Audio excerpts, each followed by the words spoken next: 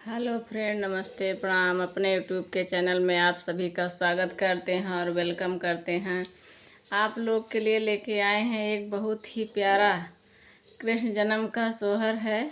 अच्छा लगे तो कमेंट में ज़रूर बताइएगा।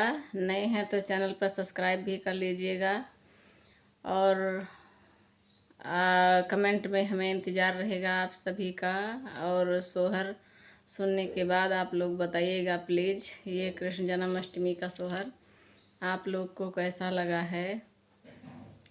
जब सुर नायक जनमे है रे लाल भुइयाँ गिरे मोरी सखियाँ ठामन चुआत गुलाब होत एड़िया मजीठी चुए मोरी सखियाँ ठामन चुआत गुलाब होत एड़िया मजीठी चुए।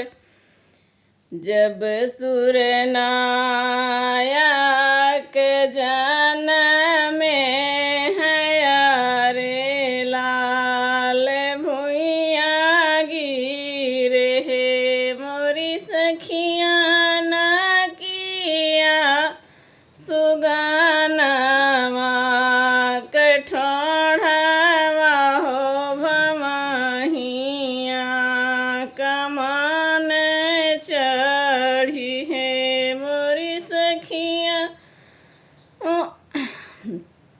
ना किया सुगानवा कठोढ़वा हो भमहिया कमान चढ़ी है मोरी सखियाँ ना किया सुगानवा कठोढ़वा हो भमहिया कमान चढ़ी।